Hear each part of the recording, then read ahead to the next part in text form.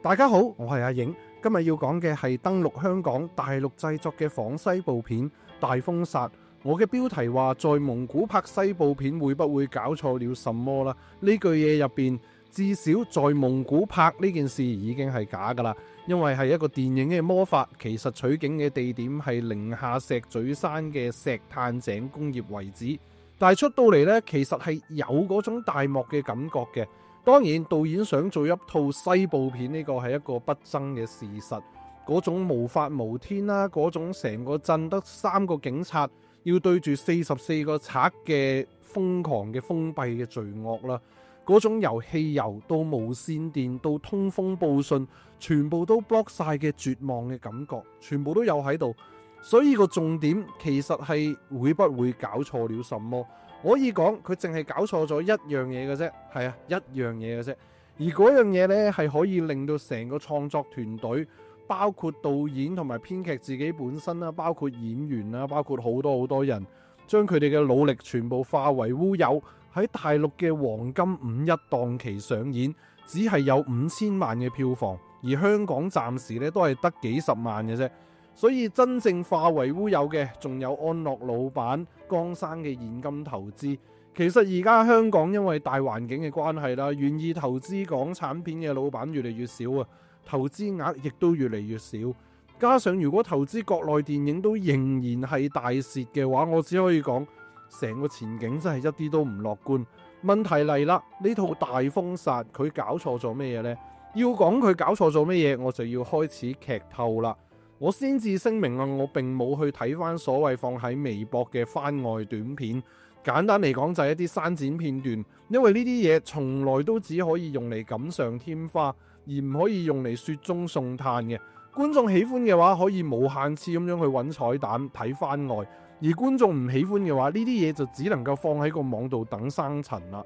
總之，我介紹完 channel 之後就開始劇透內容。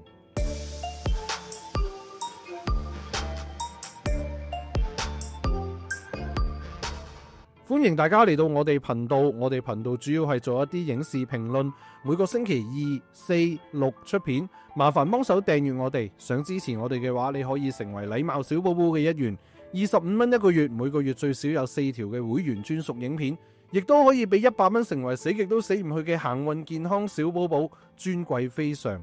先講一講故事大綱。話說蒙古有個地方叫做望崖，以前都幾旺嘅，但係因為啲礦咧就俾人採晒啦。而家啲人走得七七八八，每年嘅夏天呢度仲會颳起一個超大嘅風沙，係超大嘅颱風級數，令到呢個小鎮基本上面喺呢個夏天會與世隔絕。而喺呢一個舞台有一個大魔王降臨，佢用假死嘅方法逃獄，匯合佢43個手下，先佔領鎮外邊嘅一個唯一嘅加油站，裝走晒所有汽油，再破壞附近嘅發射塔，令到小鎮斷絕外邊嘅所有聯絡。最後呢一堆咁嘅反派分批潛入小鎮，鎮入邊有唯一一間飯店叫做明日美食城，老闆娘原來係大魔王以前嘅女人，佢拎住一本記載住大魔王之前拆裝收埋地點嘅賬本。由於大魔王嘅手下全部都係壞人嚟嘅，所以佢哋要背叛呢個大魔王，威脅呢個老闆娘，再挖啲寶藏出嚟夾大師徒。而大魔王呢，就係由假死嗰度醒翻，當然呢，又唔會俾呢班小壞蛋為所欲為，將佢哋一一制裁。最後就係男主角啦，男主角喺戰場翻嚟嘅一個警察，帶同小鎮僅餘嘅人口，仲有一老一嫩嘅警察拍檔，要諗下點樣求救、反抗，甚至喺呢一個惡人谷入邊生存落去。好啦，講完大綱，講佢搞錯咗啲咩？冇錯，佢搞錯咗嘅嘢係好基本嘅，係人物動機。即係點解大魔王要封鎖呢個地方呢？佢要嘅如果係錢，咁咪挖翻晒啲賊贓出嚟，然後咪走咯。如果佢要嘅係權力，咁佢應該 set up 一個權力中樞啊，然之後再立地為王。自古以嚟，所有山賊都係咁做噶啦。咁如果佢要嘅係愛情同埋親情，更加佢只需要帶住一個神槍手嘅保鏢同埋老闆娘，再拎啲錢去馬爾代夫享福，咁咪搞掂啦。咁究竟其實佢要咩呢？電影入邊佢用對白講咗2次，係2次啊，可能因為好重要，所以要講2次啦。就係我既不在乎命，亦都唔在乎錢，我唔知道我在乎啲乜嘢，我甚至唔在乎自己知唔知道。又或者佢覺得自己咁樣講完已經解釋咗自己嘅動機，哇！而且解釋得好高深啊，好似嗰種哇！我頭頂36天宮，腳踏72地獄，我胸懷日月，我背負乾坤，我杏下二將，我有4大金剛，我五蘊皆空，我有中庸之道，咁上下啦。但係實際上我哋一般嘅凡人 get 到嘅就係你保姆噶嘛，我咪保鞋啦。冇人知道點解大魔王要咁做啊！冇人知道佢點解要挖晒啲錢出嚟，但係又唔肯走住。冇人知道佢係愛呢個女人定係唔愛呢個女人。冇人知道點解佢唔知點解，但係又可以聚集到一大堆嘅手下。冇人知道佢哋以前做咩案，點解可以劫到咁多錢翻嚟。冇人知佢點解會入獄。哇，乜都冇人知啊！